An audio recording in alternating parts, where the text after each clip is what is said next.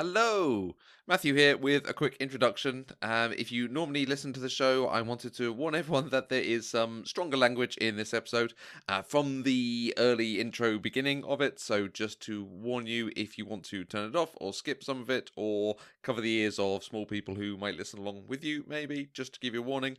And also to warn you that the sound you hear partway through that sounds like someone's breathing or a motorbike or something, that's Mandy's cat. Just so you know, it's not noise on the line or something. There was a cat in the room. Enjoy the show. Hello, and welcome to episode 160 of Pop Culturally Deprived, where each week we watch a movie I've never seen before, which is most of them, and talk about the good, the bad, and the holy goat.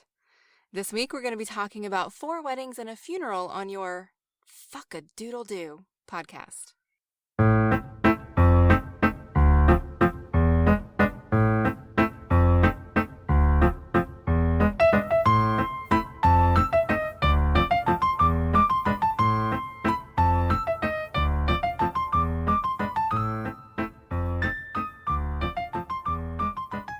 If you don't yet know who we are, I am Mandi Kaye, and when I'm not watching really terrible British films, I'm probably on Twitter at Mandi Kaye, or rewatching Buffy. And I'm Matthew Vose. I'm on Twitter at Matthew Vose, generally espousing views on Star Trek that I feel like other people don't agree with. Okay. And given we're recording this before I've espoused those views, let's see what happens. Oh goodness, you must have... do you have views about Picard? I have Picard feelings. Oh, we need to have a conversation about this. But we'll do that when we're done recording. Almost as though it's mentioned on our Patreon exclusive show. Hey, we have a Patreon, and you can get exclusive shows if you come support us on Patreon. Every month, Mandy and I talk about what we've been up to, our pop culture adventures in Mandy and Matthew's Excellent Adventures. Come listen to us espouse all these views. I'm going to use the word espouse all the way. Okay. Espouse is our version of skulk. We have a bonus show where I talk about films. You can get access to this show early. You can get shout-outs on our shows. You can get exclusive merch, all sorts of exciting things. So go check out patreon.com/eloquentgushing, and you can see all the cool stuff you can get for supporting us over and above being an amazing supporter and someone that we love very much because you let us do this amazing thing. Everything that Matthew just said. Times infinity. Times infinity. Times infinity, yes. And beyond. All right. I feel like we're waffling so that we don't have to talk about this movie called 4 Weddings and a Funeral. 4 Weddings and a Funeral. Can I tell you what this movie's about? Okay. You say that like you don't actually know what I'm going to say. Like it's not on the screen right in front of you. So, in this movie, Hugh Grant falls in love with Andie MacDowell, even though she's a really terrible person. And somewhere, we're subjected to 4 weddings and a funeral in the process. Somehow? I mean, It's based around 4 weddings and a funeral. Nah. Okay, if you say so. Okay. I kind of felt like the weddings didn't need to be there. Maybe the first 2. There is a very old film, not very old film from the 40s, called 40s maybe, who knows. There's a film called Holiday Inn, which has some of this sort of setup. It's about people coming together in a place on holidays throughout the year. Okay. And I think it's the first film that White Christmas was in and so on. I just feel like that's the setup for it. It is about friends coming back together and the things they go through at weddings. And there are aspects of it that, this is stuff we'll get into later probably a bit more, that are very real. There is a phase of your life where you suddenly go to multiple weddings every year. And there are people you see only at those weddings. Like, maybe you see them at the stag do's, the hen do's, things like that. But, like, that's your chance to catch up with them over the course of those years. Okay. Might be because they're your circle of friends, but you only come together because there's always an event on. Or it might be, like, friends of friends, but you sort of are in orbit of each other because of, shared connections. All right. So I think that's the setup for the plots. I think that was what was supposed to be the setup for the plot, but I don't think it was executed well. Oh, interesting. Okay, well, let's circle back onto that one. Now, 4 weddings and a funeral. I slated this film when it came out. I thought it wasn't very good. I thought it annoyed me. And I've had to rescind that over the years as I've realised I can be very down on the romantic comedy genre. It's not a genre that appeals to me. It's not a genre that I go to. And this is one of the Paramount Pictures. It's not a Paramount picture. It's an MGM picture. It's one of the tentpole releases in the genre. You know, it unleashed Hugh Grant into the world. I like that. in this role. I mean, you know, he is playing Hugh Grant and he will go on to play Hugh Grant for many years hence. True. And it's, you know, nice English boy meets American girl. It's been done again and again in different things, in different ways. And things written by Richard Curtis starring Hugh Grant. Absolutely, yeah. About him and an American woman. Yeah. To the extent, I can even remember when this was out and talking to friends about it and me saying, oh, you know, it's a terrible film, it's just for girls. Ugh. Silly teen Matthew stuff, you know. Mm-hmm. And one of my male friends going, yeah, but they say fuck a lot. It can't be just for women. Now, obviously, I'm paraphrasing. I have no idea what the actual conversation was, but something on those lines. Like, actually, when you dig into it, it's not just, you know, there is comedy and there is stuff either side of it. Sure. Honestly, I don't think I view this as a romantic comedy at all. But I can understand why it has been labeled that. But in terms of the genre, mm-hmm. and you know, you got these classic the classic films with people like Bing Crosby, Cary Grant, and going through the years, and you eventually get to Hugh Grant films, mm-hmm. and there will then be Notting Hill, 2 Weeks' Notice, various others. Mm-hmm. This is a film you should have seen, Mandy. Is what I'm basically getting to. It is ridiculous that we are covering this, and this is a film I've seen a good number of times because it is a staple of British television, and you've never seen it. Never seen it. Well, I mean, I have now, obviously, that we're talking about it, but I don't know. Like, it's not a movie that I was ever really aware of. I know that I'd heard the title somewhere.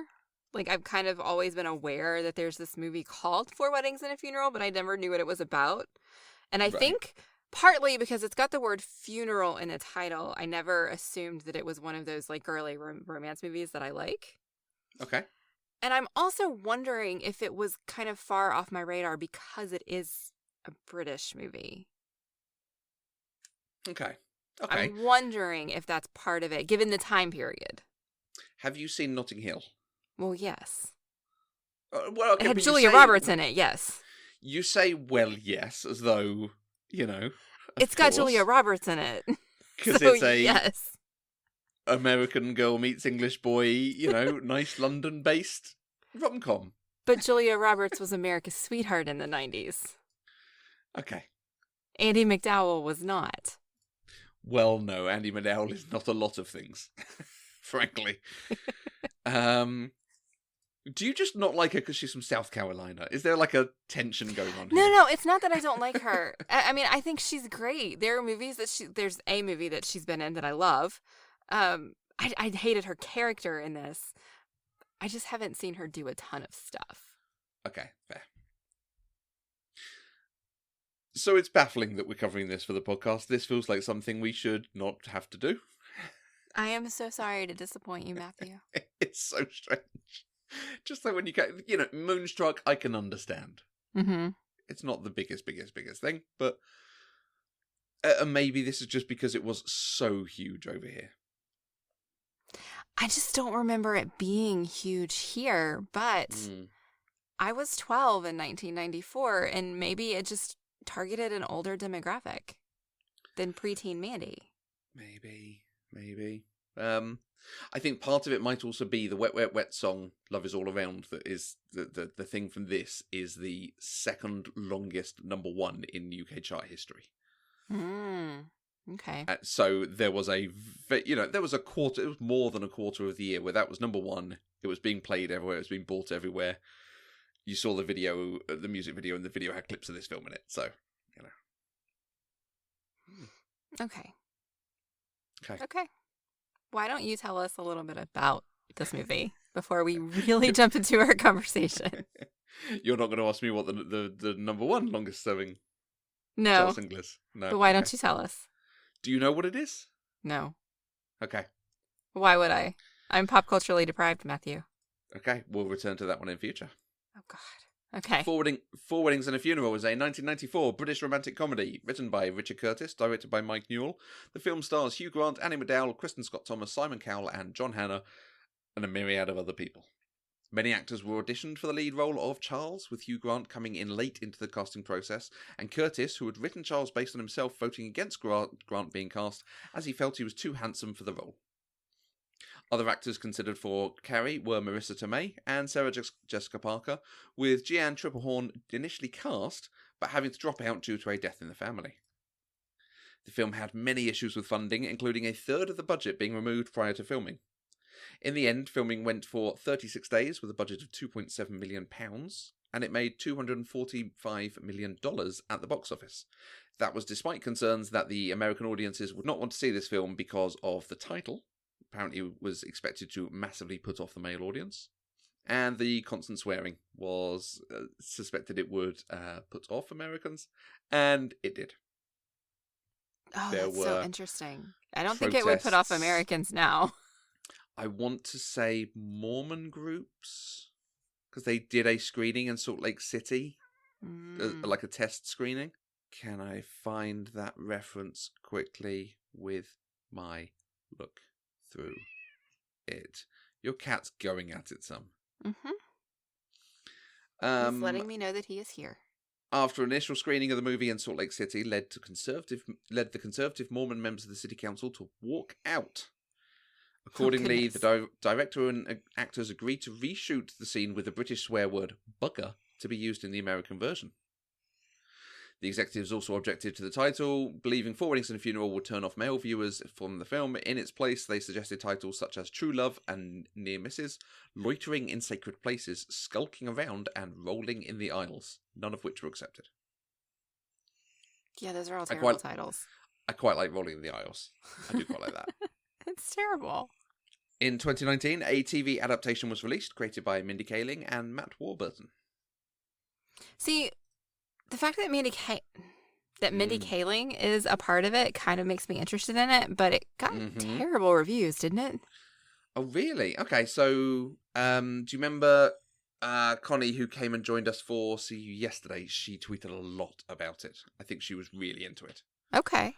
So it's kind of making me jazzed for the idea. It's got this like anthology thing. I think each episode is set over a different wedding or a funeral or something. Okay. I think it's on Hulu here. Right? It was a Hulu original. Yeah, it's not available over here at the moment. So. Okay. Okay, how were you able to watch this one in the US? It is on Stars. So it's like Stars on Demand. Okay. And it's Outlander season, so I have Stars right now. So this will line up perfectly. Nice. Over here, it is available on Netflix. All right. The film, not the TV show. So we've got Richard Curtis as the writer. This was, he had done stuff before this, but this was, again, a big moment for him. And then the cast, Hugh Grant, Andy MacDowell, Kristen Scott Thomas. What do you know them from? I had to look up Richard Curtis because I wasn't familiar with his name. But I've actually seen a lot of his stuff. Everything from after this, though. Right. We've already talked about Notting Hill. He did Bridget Jones 2. Did he do Bridget Jones 3? Maybe. No. He did Love Actually. And, of course, he wrote one of the best Doctor Who episodes ever from Matt Smith's tenure, Vincent and the Doctor. Nice. That's one that we made you watch, isn't it? Yes, it is. Okay. Yeah, that's one of the best standalone episodes of Doctor Who ever. So that right there makes me want to watch anything else he's ever written. Okay. So. For the Brit listeners who aren't aware of his heritage, he wrote on Not the 9 O'Clock News, Spitting Image, Mr. Bean, executive producer and writer for Vicar of Dibley, but particularly he was a key writer for Blackadder. Now, Blackadder is a big series over here. Okay. 4 seasons and a couple of specials. How many episodes? 24 episodes plus 3 specials over 4 seasons. It is one, I think, we might have to visit at some point. Interesting. Okay. What's it about? Rowan Atkinson plays a character called Blackadder, who has he is an anti-hero, out for himself, scheming, conniving. He has a dog's body called Baldric, and it's about their adventures. Okay. I'm interested just for the sheer fact that Rowan Atkinson is in it, because I'm fascinated to see him in roles that aren't Mr. Bean. Right. Because he is just Mr. Bean to me, and when I see him, like, watching him in this was so weird, and then I was like, he's still kind of playing this like Mr. Bean. So it's, key cast is Rowan Atkinson, Tony Robinson, Miranda Richardson, Stephen Fry, Hugh Laurie, Rick Mayall was in it. Okay. You'll go through this, and it's again, Richard Curtis was writing it, and you will see like, oh, this is where a lot of these people started. Okay. Interesting. Hugh Grant. Hugh Grant. How is this our first Hugh Grant movie on the show? Probably because I've seen a lot of Hugh Grant movies. You've seen a ton of his stuff. Okay, I really haven't, because there's way more that I haven't seen. So I've really only seen like Notting Hill, Bridget Jones, 2 Weeks Notice, Love Actually, and Music and Lyrics, which if you haven't seen is his best movie ever. Okay. It's really not a lot of movies. It just feels like it. Right. So that's, I don't know. He's great. I love him. He is Hugh Grant. And I've seen him in interviews talking about, I don't have a great amount of range, but they write characters based around this kind of English guy, so I get to play it. Yeah, well, he does what he does well. Yeah. Absolutely, yeah, so. Yep.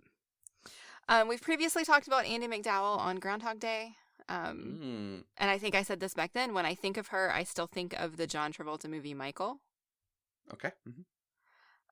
Kristen Scott Thomas. When I think of her, I think of Robert Redford and The Horse Whisperer.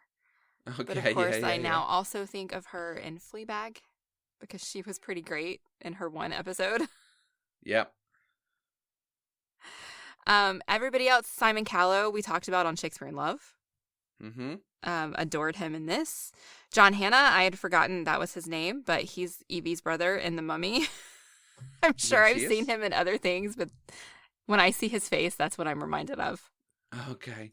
So I'd forgotten that, and I thought, oh yes, he was in 23 episodes of S.H.I.E.L.D. Agents of S.H.I.E.L.D. Oh, that's right. He was the creator of Ada. Right? But also, he's another one who just rocks up in all the British rom-com stuff. Okay. Well, I mean, that's kind of everybody in this movie, right? Yeah, it's another one of those that as I'm watching it, I'm like, oh look, it's James Fleet doing the thing that James Fleet does. Oh look, it's who was he? Bernard doing the thing that Bernard does. Bernard. David Haig. Yeah, they're all people you've seen, over here we've seen in various TV shows and things doing that thing. So we've kind of touched on other things this is similar to, talking about the rom-com, American Girl, British Boy, so on and so forth. I mean, I don't really think it's a rom-com, and so comparing it to, I actually looked up movies that are similar to Four Weddings and a Funeral, and it gave me like all of the traditional rom-coms. That are 90s and like tangentially British. So it gave me Love Tangentially British. I'm not saying this movie is tangentially British. But... What? Can you give me a tangentially British movie, please? No, because you're going to fight me on anything that I say now. So I take it back. I take it back. But it gives me movies. I mean, it compares it because of Richard Curtis. It gives you Notting Hill and Love Actually, but I don't think these movies are actually similar. Other than they all were written by Richard Curtis and star Hugh Grant. Yeah. I probably would liken it more to Moonstruck, which we recently talked about, and we talked about kind of my epiphany about rom-coms in that episode, where I don't like gritty realism in my rom-com. Right. And I guess that's kind of the feeling I was getting with this one a little bit. It was less rom-com and more rom-real. Okay. That's a really, really bad pun. Sorry. Did you enjoy Four Weddings and a Funeral? Do you think I enjoyed Four Weddings and a Funeral? Well, we're like 15, 20 minutes in and very clearly not, but I'm going to ask the question anyway. I didn't. Like, I really, really wish that I could get those 2 hours back. Oh no, that bad? Yeah. Did you actively dislike it? Parts of it. There are parts of it I did like, and we'll get to those. But in general, yes, because nobody in the A-plot was somebody I rooted for. Right. I didn't root for any of the romances. I didn't root for Hugh Grant's character. And arguably, I should have wanted Charles and Carrie to end up together, and I did not. No. Like, I would have been okay if Charles and Fiona ended up together. But that still wasn't the direction they were trying to go in. And in the end, I just really didn't care if Charles ended up with anybody at all. Yeah. And so for me, for this kind of movie, that means it's an utter failure. It's a little baffling, isn't it? How much everything else in this film, except for the main story, is interesting. And the main story we spend so much time on, and you're just shouting at them going, you're idiots. You're awful, awful idiots. Yes. I mean, I don't actually think Charles was awful. I think he was stupid. But I don't think he was awful. I think Carrie was actively awful. Okay. Yes. Yeah.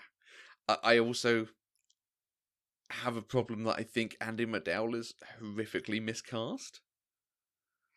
I think Carrie is supposed to be, and Sarah Jessica Parker, when we think of The Family Stone, that performance she gave there, taking out the extreme nervousness stuff, but the core of the character, confident, does well at work, can actually manage things, I think would have worked here.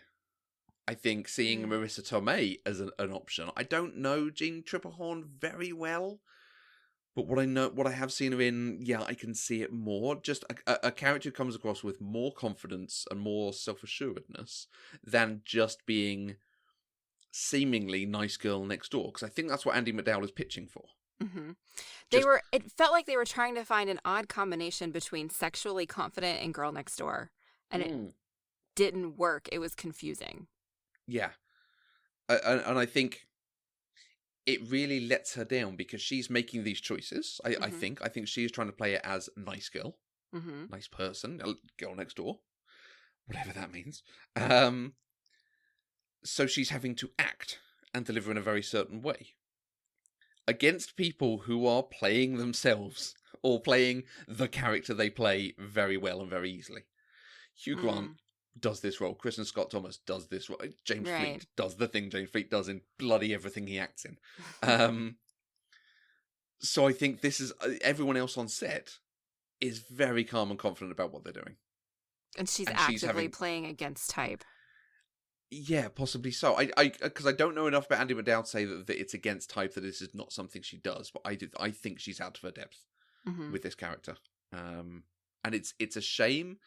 And a large part of that might be down to the writing, because there's also the fact that, it's fine, great, they sleep together at that first wedding, it's great, and she's funny. She jokes with him in the morning and winds him up, and that is a good moment. That makes me like her, okay, this woman's got some confidence. Right. But I never feel that confidence from her. I see it in the writing, and the bit where she's talking through all her, the men she slept with, which I don't believe she can remember them. Frankly, in that detail, but fine. The film is not going anywhere to make her feel ashamed about it, which is great, but at the same time, I don't get anything from her other than this is a perfunctory thing I've done with all these people. I actually think the film was trying to shame her for it. Oh, really? I think her character was not. But the first introduction we get to her was Fiona, who I didn't even know her name at the time. Kristen Scott Thomas was telling Charles about her, said she's American, calls her a slut. It's the first thing we hear about her. And then we get the scene where they do sleep together. And in the morning, she is very clearly, they focus in on the zipper on her suitcase. She's very clearly trying to not wake him up as she skulks out of the room without waking him up. But then he wakes up, and so she rolls with it. But that when they were doing that, my first thought was, oh God, they really are trying to write her the way Kristen Scott Thomas like introduced her to Okay. us. Mm-hmm. Like she's a love 'em and leave 'em kind of girl.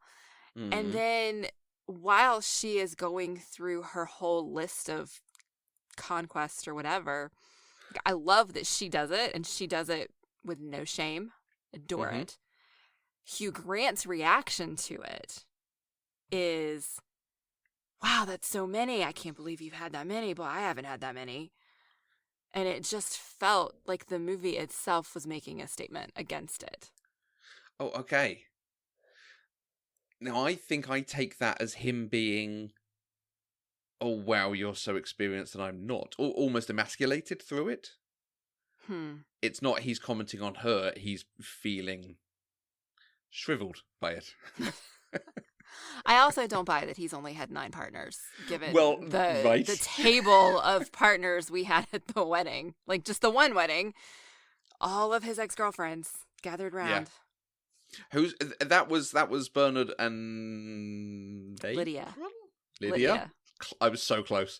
Yeah, April and Lydia almost exactly the same. Yeah. Absolutely. They're like months. It's fine. I think Lydia, whoever was arranging and inviting and doing all this, doesn't like him. Oh, yeah. That was clear. He's not sat with his friends. Mm-hmm. He's not sat with anyone he might get on with. He's sat in his own personal hell where other people can have fun at his expense. Yes. I there's nothing to support this, but we never see them talking. True. And he's sat in a really terrible, you wouldn't put someone in that position at a wedding. Unless you didn't want them there, or didn't expect them to come, frankly. Fair enough. So when she's doing that list, I would expect her to be enjoying it. Okay, sex is supposed to be fun and good and a thing people want to do, right? For various reasons. Generally, yes. Let's take that as written. She's so mechanical about it. She's not like, I've had all this sex and it was great and I slept with these guys and this guy was, that was I really enjoyed it. She's just kind of listing it, and it's a bit like, okay. Well, I mean, I think she did a little bit of both, because some of it was early experiences, not that great, against the fence, don't recommend it. But then she had the one where she was like, this guy was really good, so the next guy definitely wasn't, because he was in the shadow of the first guy, And then so she had some of that. I think it just came across as a list. And this is almost my point. I could imagine the other 3 actresses that I found listed as they were very close to being cast, and the one who was originally cast in the role, I could see doing that, and I could see giving a really... You think... So this must have been about the same sort of time as LA Story. And you think Sarah Jessica Parker in that, and the confidence her character had in that as Sandy, delivering a moment like that, I don't think she would have delivered quite all of it. Right. Although it might have sold the thing with the politician with the young American girl. Don't know.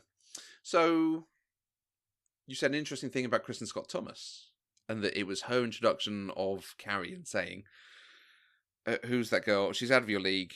American, interesting, slut. Is the back and forth they have. Yes. And it really is an interesting thing of like, wow, Kristen Scott Thomas' character is someone who doesn't like women, I think is what kind of comes across. But I feel like in the end, it's almost part of the story that she loves Charles, so anyone he shows an interest in, she instantly hates. I think that's interesting because it never came across to me that she didn't like women. It just kind of came across that she kind of didn't like the world. I mean, she actively wore black to all the weddings. Brilliant. And those weddings weren't for Charles. Well, okay, one of them was, but she didn't wear black to his wedding. So she, I don't know. I just read that as like a personality. Like she was almost an adult goth almost. Like she was just. Okay. Daria. Yes. She was negative. And just, I don't know. Because the other time we see it is with Henrietta. Duckface. And she's like, calls her Duckface and all That's of this. True.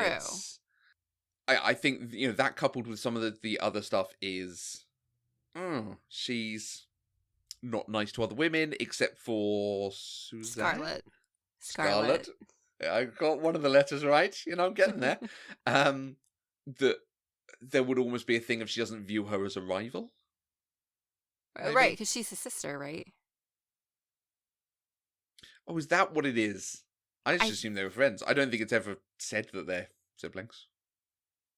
Maybe No, maybe God, I the missed it relationships between these people was baffling to me. I'm pretty sure Fiona and Tom are brother and sister. James Fleet, yes, yeah.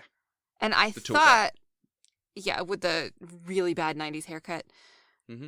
And then I thought Scarlett and Hugh Grant might have been brother and sister because they lived together. But they could have just been roommates. Yeah, I just assumed they were roommates. Anyway. I'm having a look. I can't see anything on it, but I mean, you're absolutely right. This is just a group of friends. Very, very similar to the famous show Friends. It's just lots of people hanging out who haven't known each other from different places. Because like Matthew is best man for Charles, and I don't think up until that point they've really spoken much, or we've seen them interacting too much. Mm-hmm. But it obviously speaks to they're very, very close. But then when you sort of think about it and look at it, yes, Charles was the one who went to Matthew to tell him about Gareth. Mm-hmm. This kind of, like, there are closer friendships and less close friendships, but you don't get to see them because all you're seeing is this day where they're seated with different people doing different jobs. Yeah, we don't really get to see them being friends together. We just get to see them. We know they're all friends. They're all in the same circle, but then we kind of get to see each of them doing their own thing on these 4 days. Exactly. That were shown. Yeah. So for me, the biggest problem with it is Annie McDowell and Carrie. Yes. I think if there was charisma between those two, it would work. Some sort of chemistry. I think if you didn't have the scene in the rain at the end, which is... Go on. I've read about how that people hate that line. Mm-hmm. Oh, is it still raining? I hadn't even noticed. Like, that line did not bother me at all. And then I found out there's all this controversy surrounding it. It's awful. And especially because the next one, she makes a comment about it raining and her being really wet. And it's like, okay. I mean, her delivery of the line wasn't that great. Like, that was not the scene of two people who were in love with each other, right? It wasn't. I think you're right. They had no chemistry with each other. That's the problem. Yeah. Andie MacDowell and Hugh Grant had no chemistry. But Carrie, Andie MacDowell's character was just a horrible human being, and so I just didn't care about her at all. The wedding to wedding stuff of she comes to that first wedding fine, she comes to the second wedding, and then it's like, oh, hey, here's my fiance. Not, hey, I'm engaged now, I've met this guy. Mm-hmm. She didn't have the decency to look ashamed whenever she told him. She just was like, hey, and then she just walked away. Yeah. And by the end, she's very clearly wanting to string him along. Yes. And maybe hope he's there for her and, goes flipping wedding dress shopping with him. Right. And has this whole thing. And then when, he goes to her wedding, fine, and it all seems to be okay there, but then she comes to his wedding and it's like, oh, hey, by the way, I'm single now. Right? Why didn't she do it the day before? If she knew when the wedding was, why wait? Yeah. Why wait? So I think that's the bit that really lets it down, and it's a shame because pretty much every other romance and plot that goes on is actually quite interesting and does some cool stuff. So we've got siblings and friends and people meeting and getting together and getting hitched really quickly. We've got long-term romances. We've got all sorts of things going on. Was there another plot or romance that you were really into? Gareth and Matthew. Okay. It was... I wondered from the beginning, because the first shot that we got with them was the two of them, they were living together and they were getting ready for the wedding, and Matthew got the shaving cream off of Gareth's face. And so I wondered in that moment, are these two a couple? But they never explicitly said it, right? And then you got to see both of them kind of off. They were never really together. They didn't dance with each other and that sort of thing. And so I just wasn't really sure until watching his reaction, finding out that Gareth had died, and then his eulogy. That was when I was like, oh yeah, these two are definitely a couple. But watching them be friends and I want more of that relationship. I want that movie. And if we're gonna do these day in the life movies, like, give me the interesting one. And God, Gareth was an amazing character, and I want to see more about his life. Well, is that because he was at times the overt comic relief, and that's the one happy relationship that from the start? Obviously, it's not happy because he dies, Right? But like, they don't go through any crisis or issues, or they are just a great couple together. Yeah. Hmm. Yeah, but I mean, from the beginning, so like I don't even remember what he did to make me type this in my thoughts doc. But right after Matthew helped Charlie get the rings, like Scarlett's ring, because he had forgotten the rings and all that stuff, Gareth was doing something in the audience, and I don't know what it was, but I typed, I don't know who this old bearded guy is, but I love him. I think he was just singing Jerusalem. Is that what it Dark was? satanic mills. I don't know. I loved him. I thought he was amazing. And so just like from the beginning, I wanted more of Gareth. Okay. When I finally figured out what his name was. They did not do well at telling us what these characters' names were. The only reason I knew Fiona's name was Fiona was because I watched this with closed captioning on. So there was... Okay, so that's the established one, the properly established one at the beginning of the film. Were there any that we saw develop through that had you that seemed... No, they tried to set it up that Fiona and Charles would end up together. Mm-hmm. And so, and God, that was poor writing because they did a bad job of setting it up. Mm-hmm. But then they were explicit with it and still went a different way. Mm-hmm. So all we got, there were two lines that really kind of pushed the movie in that direction. One was Fiona saying, the woman asking her, so are you a lesbian or what? And she's which was kind of a great conversation the way that went. At first I was pissed, and then I was like, okay, no, she's actually right. Let's not be dull. But then she said, no, I've actually been in love with somebody for ages. He just doesn't know I'm alive, right? And in that moment, I was like, oh, they're talking about Hugh Grant's character, right? Mm-hmm. Like, it just felt a little too overt. Mm-hmm. And then we get nothing else at all. You don't get longing glances at him from her. We don't get the two of them interacting at all. Then we just get her blurting out to him, it's you, Charlie, which had the potential to be a great scene, but it wasn't earned. No. And then she does this like great thing, which I think it's wonderful for a woman to own her feelings and to be that forward. Mm-hmm. And then nothing comes of it. The next thing we see is Charles is getting married and they cover up the name of the woman. Yep. Because they want us to wonder, is it Carrie? Is it Fiona? You never even consider that it might be Duckface. And then it's Henrietta. Like, I was actively screaming at the television at this point. And Henrietta, who is coded as not a nice person. Yeah, the way she kind of preys on him at the couple of scenes we see them together at the weddings, and is just... There's an element that comes across as she's making her want to marry him, even though he's not in love with her. And I just read her as very, very needy. She's the one bride who, on her wedding day, when things aren't as perfect as she would like them to be, is annoyed by it. Yes. Whereas, like, Rowan Atkinson messing up becomes funny. And, you know, everyone else sort of deals with people getting there late and so on. She is the bridezilla. Yes. And it's almost a shame because I feel like they're setting her up for that. Because she's the woman that Charles is marrying. And I don't think Charles will be marrying her. No. He was marrying her just for the sake of being married, like, at that point. Which also wasn't earned because he started, our introduction to him in his first best man speech was, I couldn't get married. So why is all of a sudden he choosing to marry somebody we know he doesn't love? Yeah. That's why I think the execution of this movie just was not well. Like, I think the idea is great. I even think some of the writing is great. Mm-hmm. But as a whole, it just didn't work for me. I love the relationship with his brother and the woman who falls for his brother. I can't remember her name. Elizabeth?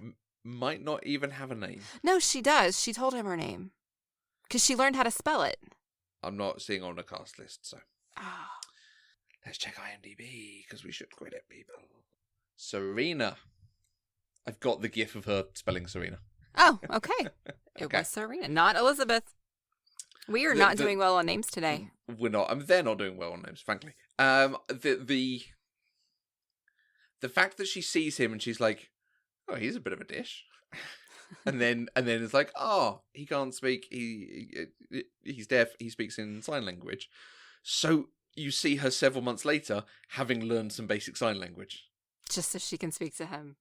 and then further weddings, she's there and they're interacting, Yes. and it's just like it's utterly in the background. It's very cute. I want more of that one. Mm-hmm. But we get nothing of them. It's just those couple of scenes with them, and then a shot of them getting married at the end. Yeah. And it's a real shame. You get Scarlett and the big American guy, like, and I want more about how they're trying to make that work. Or is she thinking of moving there? Is he thinking of moving over for her? Right. Are they just happy to hook up at weddings? Because again, they're in the orbit of each other, something like that. No, but they got married too. Yeah. I want to know more about each of these things because I think there's some really interesting stories to tell. Yeah. But we get Andy McDowell listening stuff. And Fiona doesn't get an interesting story. No, she gets nothing. Nothing. She almost might not as well be there. I thought they were setting up that she and Rowan Atkinson were going to end up together. And that would be a really interesting opposites attract sort of thing. Right. Yeah. But So they did put a picture of her up at the end. It was not a wedding photo. I was pissed. Prince Charles. Yes. I was pissed. Brilliant. I was like, I thought that was Prince Charles, but I wasn't positive. No, it was, yeah. So the whole point is they are part of the landed gentry. So they are in that circle anyway. So, like, there is something there that's quite cute, given what's happened with the royal family and, you know, him going with someone else and so on. But why did everybody else get a wedding photo and she didn't? I think that's a funny one. I think that is actually good comedy. Is it just, I don't get it because I'm not British? Maybe. Okay. Maybe it's, you know, it's just making a comment on that's the circle she actually runs in. So, you know, how funny she was into Hugh Grant. Now she's I see. in a relationship with the guy who's going to be king at some point in the next few years. All right.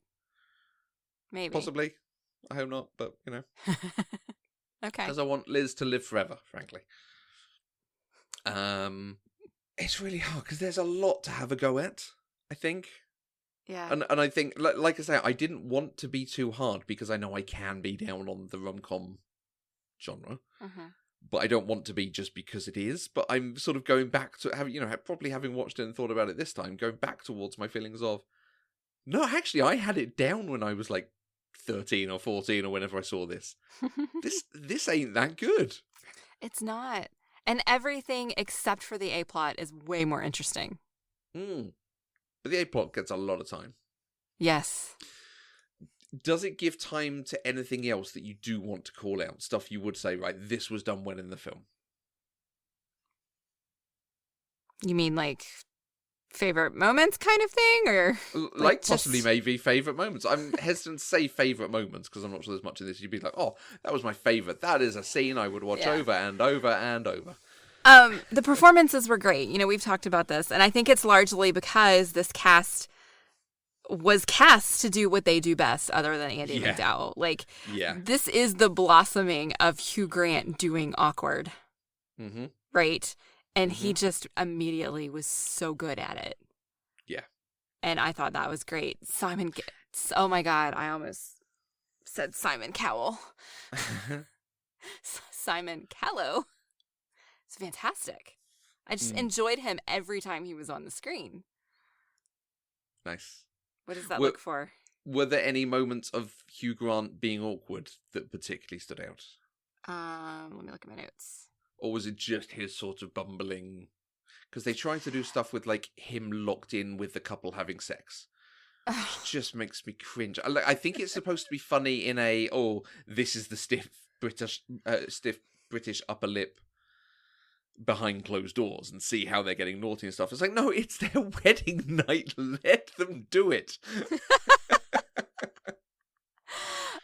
So his awkwardness for me started when he had just tried to talk to Carrie. He had brought her that first glass of champagne, and the other guy walks up and he's like, "How's your gorgeous girlfriend?" "Oh, she's not my girlfriend anymore." "Oh, sorry, dude. I always heard she really was still sleeping with this other guy." "She's my wife now." Yeah. And the look on his face, his stuttering, his absolutely inability to respond was perfectly played. Yeah. That is one of the great moments of this sort of film. Yes. I'm pleased that was one that stood out, because that is one that you see again and again, particularly because you then cut to him headbutting a post, just so annoyed with himself for doing that. And I think the wedding speech he gives as best man, where he does this whole thing of, "It was fine until I told them that he couldn't stand her mother and that he'd been married before, or he was reusing a wedding," some sort of ridiculous story. And everyone's laughing at him, but the way he's delivering it has a slight sense of, I think he actually did this. I think this is actually a real story. And everyone thinks he's being really funny, but... Oh, I liked his speech. I thought it was hilarious. I wish we'd had that for more and more of the film, of him just doing slightly ridiculous things to the people around him. Yeah. Because he just does not know how to not put his foot in it. That I would have laughed at. That would have been a good, over-the-top character stuff. But after that first moment, I don't think they really returned to it. So, no. Yeah. I mean, he had a few more moments that were awkward, but none quite so much as that. So, I also there were a few things this movie did that I thought were pretty great for a movie that came out in 1994. Right. We've talked about Carrie being unapologetic about her sexual partners. Regardless of what the rest of the movie said about that, her character being unapologetic was fantastic. Yeah.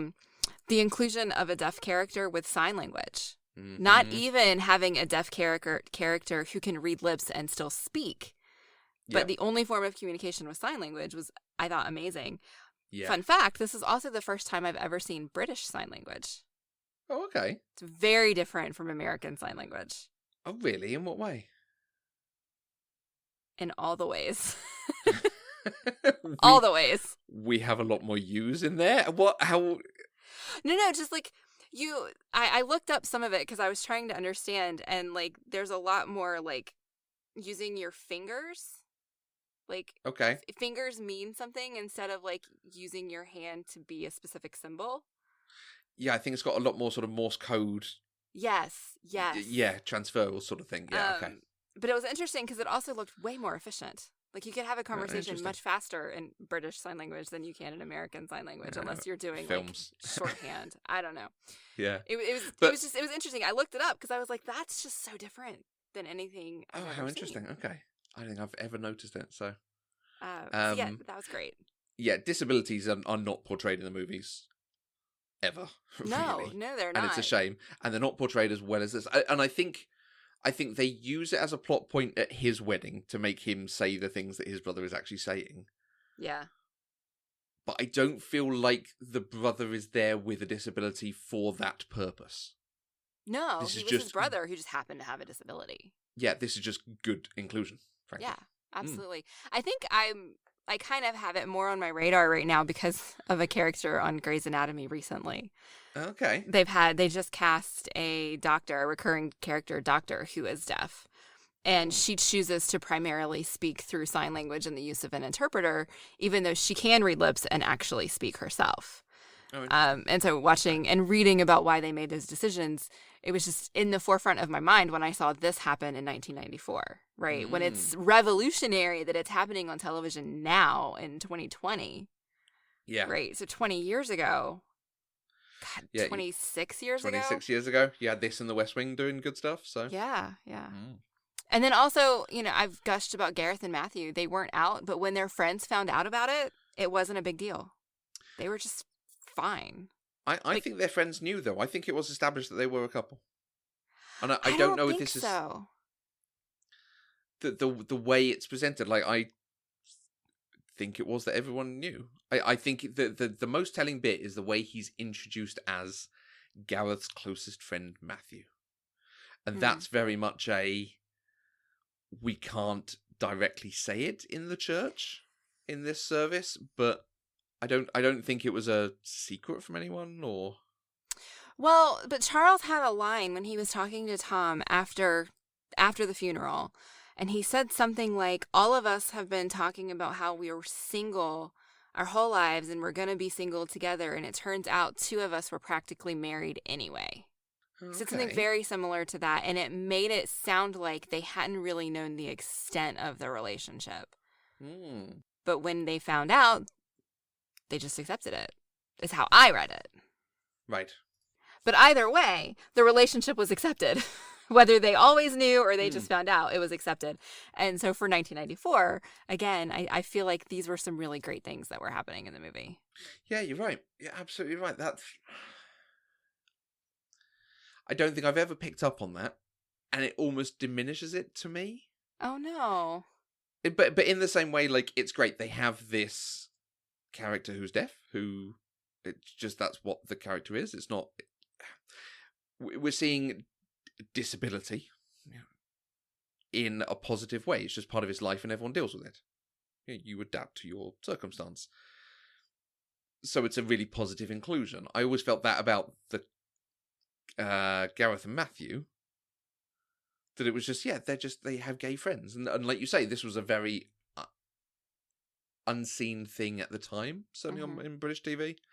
I would suspect in America for another 10 years. At least. So actually to have it that, they didn't realise, like I realised, it was really bloody obvious. I thought it was obvious, but then I wasn't sure because it wasn't explicit, right? So. Okay. What about you? I'm not going to rewatch it, but that would make me rewatch it. Just look out for that.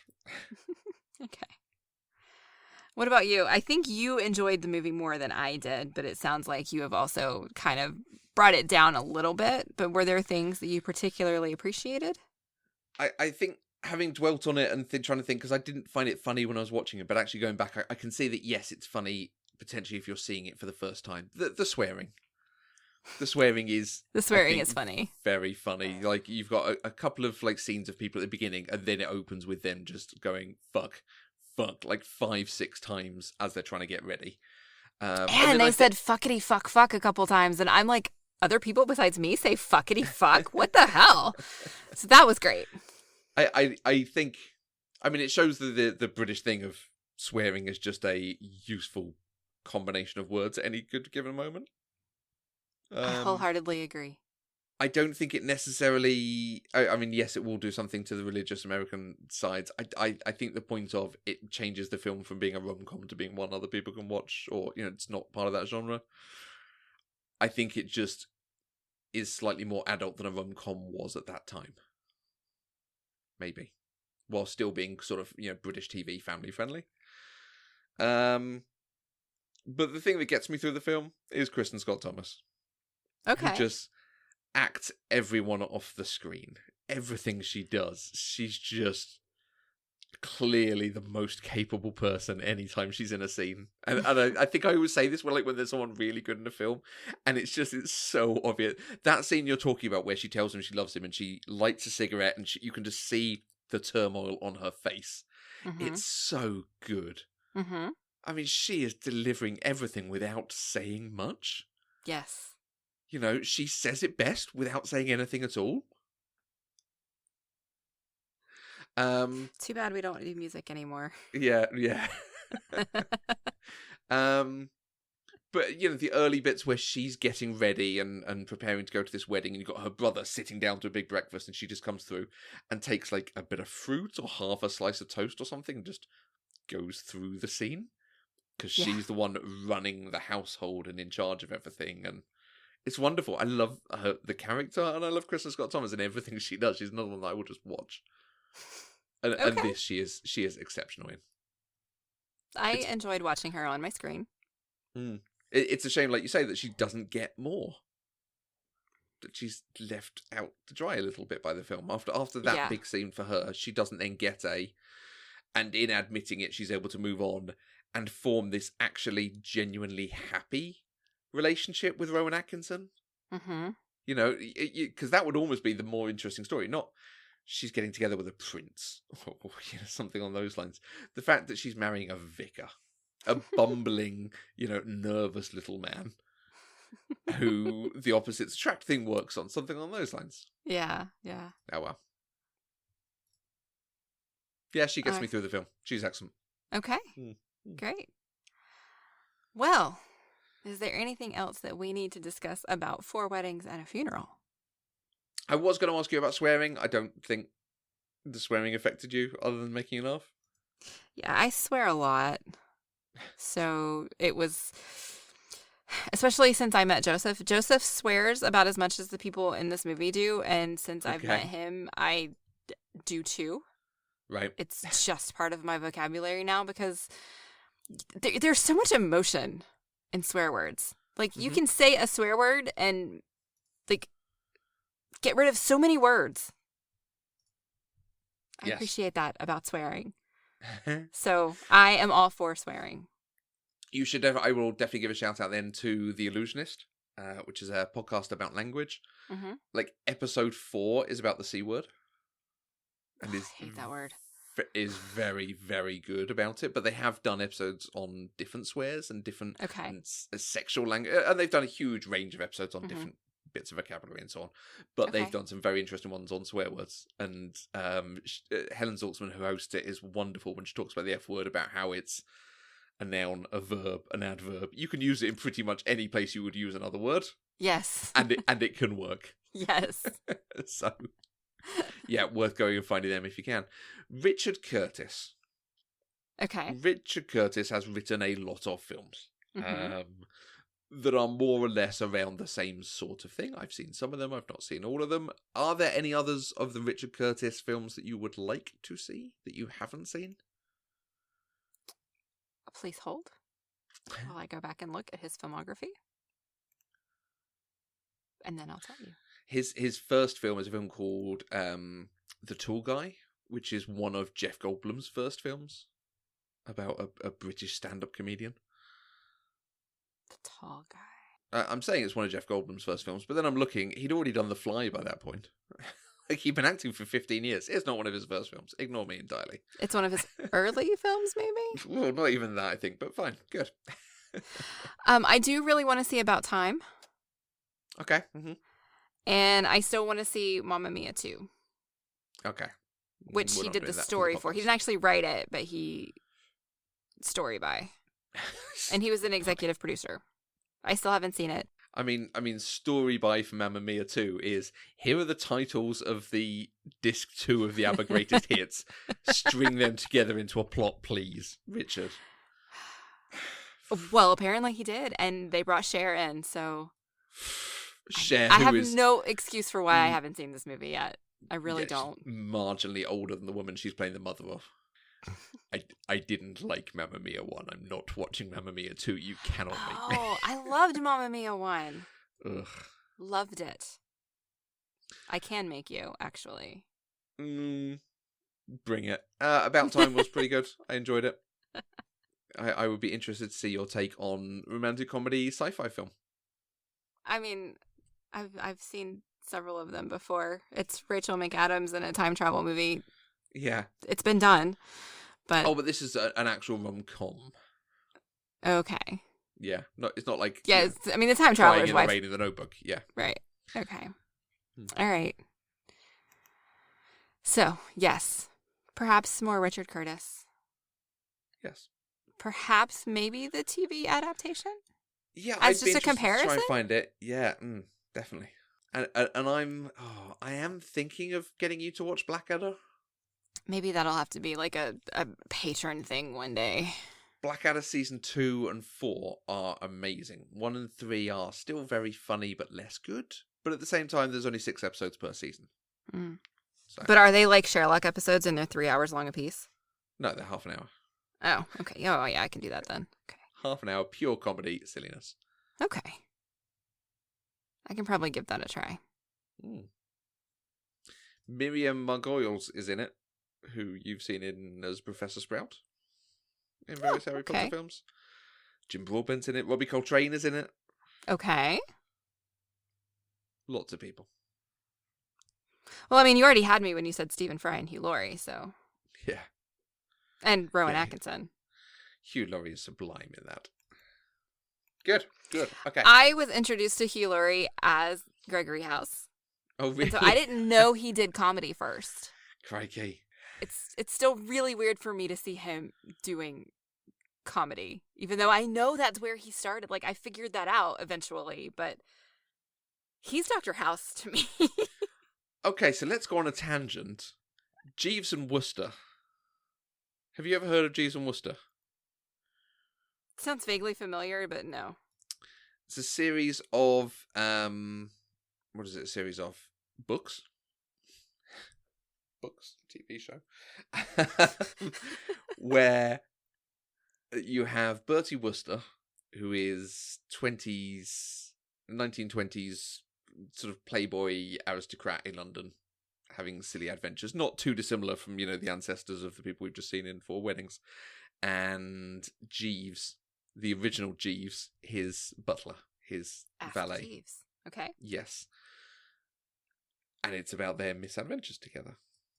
Okay. And when they adapted it to a TV series when I was younger, Hugh Laurie played Bertie Wooster and Stephen Fry played Jeeves. And it is flawless. It is just exceptionally good fun.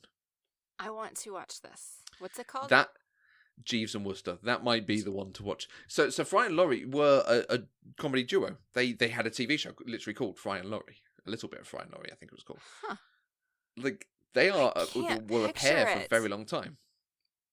Like, to me, Stephen Fry is this, like, serious linguist guy, and Hugh Laurie is Gregory House, so that's such a weird dichotomy to me. I don't know things, okay? I don't know things. Which is why we have an entire podcast dedicated to me learning things. Okay, so perhaps before Blackadder, we look up Jeeves and Wooster. All right. Let's look up, because when was that? So Blackadder finished in 89. Jeeves and Wooster was 90 to 94. And it ran for 23 episodes. Each episode is 50 minutes. Okay. But I don't think we would necessarily watch all 23. I think there might be a declining quality as they go along. All right. It looks like they may actually be available. Some of them may be available on YouTube. Interesting. Right. I mean, I could buy the complete series box set on DVD from Amazon for $200. Worth it, frankly. No. Wow, they were both so young. There is a song called "Putting on the Ritz" that I love. It's one of the great songs. I know and that song. They do a riff on that song in one episode. It's just one of the funniest things I've ever seen. Okay. Good. And now I'm just seeing the list of character names. Tuppy Glossop, Gussie Finknottle, Bingo Little, Honoria Glossop. Oh my goodness. Oh, magic. Right. All right. Well, if you would like to join the conversation, you can use hashtag PCDeprived on Twitter. You can find us on Twitter, Facebook, and Instagram at Eloquent Gushing. You can send us an email to podcast@eloquentgushing.com, or you can send us a lovely, lovely voice message at speakpipe.com/eloquentgushing. As I said up top, we are completely funded by our lovely listeners through Patreon. Anything you can give, even $1 a month, gives early access to shows, it gives bonus shows, it gives you more cool stuff, it gives you physical stuff. We love you forever. It's just awesome. And it helps to support the network and to create this and our other shows. So if you want to find out more, you can go to patreon.com/eloquentgushing. And we will be back next week with another episode where we are going to talk about Donnie Darko. Until then, I'm Mandi Kaye. And not so much as a tongue in sight.